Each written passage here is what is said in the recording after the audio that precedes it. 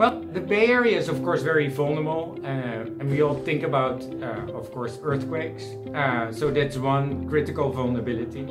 The second, it is a bay, an ocean context.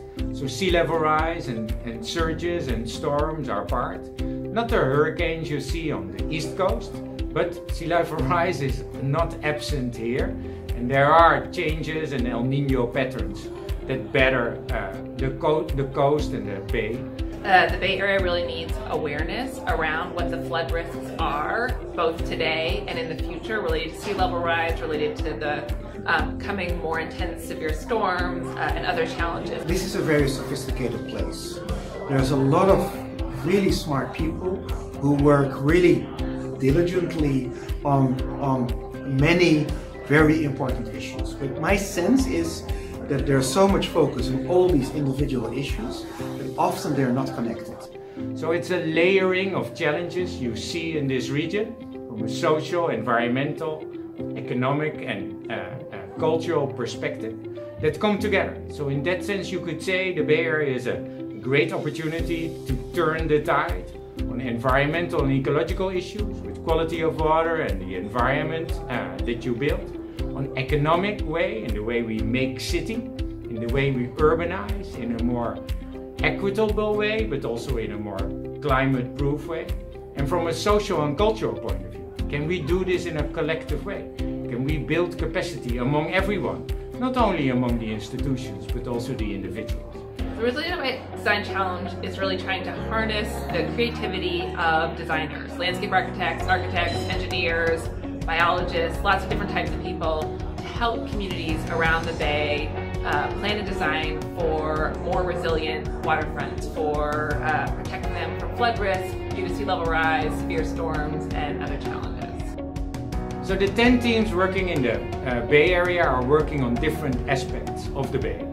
A more urban context here in San Francisco, a more you could say water and sediment context, how a river works with sedimentation. On the other side, we're really looking at the swamps, a little up north. So every team has a different spot and have different challenges to face.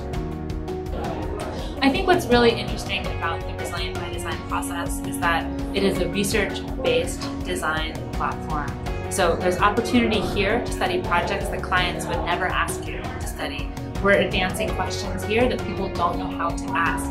And to us, that's one of the key reasons that we decided to pursue this effort, was to be able to look at ecological systems and think differently about how we design the world in relation to past mistakes that we've made. It's really an opportunity to rethink how we live and how we live in cities. Because we're going to need to spend money on infrastructure, and there are ways we can do that everyone can benefit from. You know, we have a lot of different communities around the Bay, a lot of different governing agencies, so we're going to need to work together because we know floods don't necessarily stop at a city border. The Netherlands and the US have been working across multiple areas of interest together. We're partners in the world, but also partners in the world. What we can learn from each other is that from the Netherlands we learn the comprehensive, concise, collaborative approach. And what we learn from the US is this approach to be competitive and excel and work together with that, but still be able to exceed all our expectations.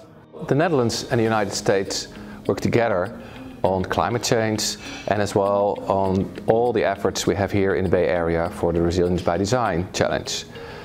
For the Netherlands, it's very important to be very aware of resilience, and I think the same is true here in the Bay Area. I would hope that the outcome of the challenge favors the new approach towards sea level rise. I think we have a very good momentum. The momentum is, of course, there's a climate summit coming up. And the Netherlands and the United States and Californian partners are working towards the summit, and they want to address important issues like sea level rise. The second part of Resilient by Design is defining those projects that have transformative capacity, that can really adapt this region forward, that move the Bay Area towards resiliency.